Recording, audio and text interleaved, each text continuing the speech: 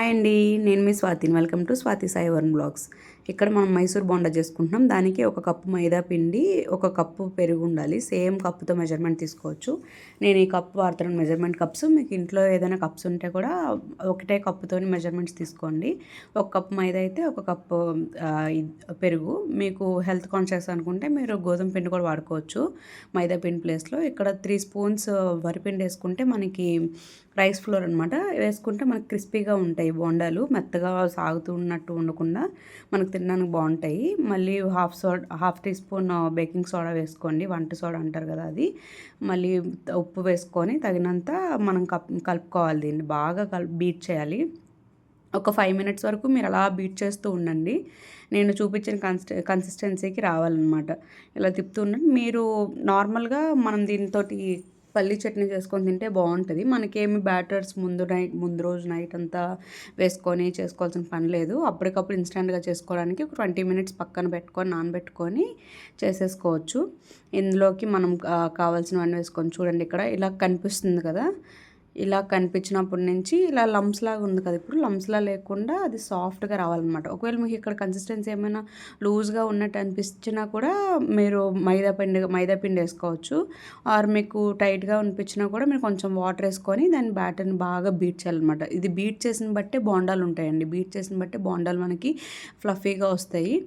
Baking soda వేస్తాం కాబట్టి కొంచెం పొంగుతాయి బోండాలు. మీకు అది వద్దనుకుంటే కూడా స్కిప్ చేయొచ్చు.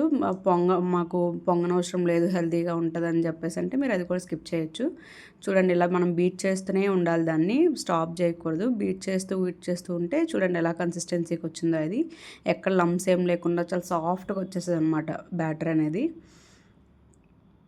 అంటే మనకి ఇది ఒక టైం టేకింగ్ లాగా ఒక 5 మినిట్స్ అలా అవుతుంది. చూడండి, ఇలా వేస్తే ఇలా మనకి ఉండేటట్టు ఉండాలి. అలాగ మనం బీట్ చేస్తూ ఉంటే ఇలా వేస్తూ ఉంటే మనకి షేప్ వస్తాయి అన్నమాట. నేను అంత వంటలు ఎక్స్పెక్ట్ కాదులేండి, నాకు అంత షేప్స్ రావు, కానీ చేసేది చేస్తాను. ఇందులో కొంచెం జీలకర్ర వేసుకొని 2 మిర్చిని అలా కట్ చేసుకొని వేసుకుంటున్నాను. నేను ముందు కట్ చేసుకోలేదు, ఇక్కడ మేము కట్ చేసుకుంటూ వేసుకుంటున్నాను 2 మిర్చి.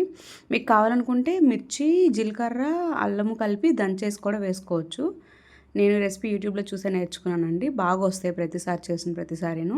దీనిలో పల్లీ చట్నీ చేసుకోండి, చాలా బాగుంటుంది. ఇలా మనం 20 మినిట్స్ పక్కన ఉంచేయాలి. దీన్ని పక్కన ఉంచితే బాగా బ్యాటర్ ఉంటుంది అనమాట. మళ్ళీ వేసుకునే ముందు కూడా బాగా ఒకసారి బీట్ చేసుకోండి. ఒక 10 సెకండ్స్ అట్లా బీట్ చేసుకొని ఇంకా మీరు ఆయిల్ హీట్ అయిన తర్వాత అవి మునిగేంత వరకు ఆయిల్ వేసుకోండి. హీట్ అయిన తర్వాత మీడియం టు హై ఫ్లేమ్లో పెట్టుకొని మీరు బోండాలు వేయించుకోవాలి. ఇలా వేసుకున్నాక మనం కొంచెం సేపు అయిన తర్వాత వాటిని కదిపితే పక్కకి వచ్చేస్తాయి, అవేమో అంటుకోవు. సో దానికి సరిపడ్డా వేసుకోండి. వీటికి లోతైన కడాయి ఉండి వెడల్పుగా ఉంటే బాగుంటుంది ఇలాంటి ఫ్రైడ్ ఐటమ్స్కి ఏమైనా. సో ఇక్కడ మేము గోల్డెన్ బ్రౌన్ కలర్ వచ్చినంత వరకు మనము వేయించుకోవాలి. నేను పక్కన పేపర్లో టిష్యూ పేపర్ వేసుకొని పెట్టుకున్నాం, ఆయిల్ ఎక్స్ట్రా ఆయిల్ ఏమైనా ఉంటే అబ్జర్వ్ చేస్తుందని చెప్పేసి. చూసారు, ఇలా గోల్డెన్ బ్రౌన్ వచ్చిన తర్వాత మనం వీటిని ఒక్కొక్కటిగా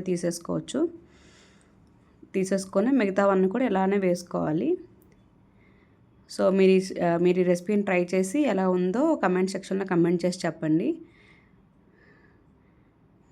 please do like, comment, share and subscribe. Keep watching.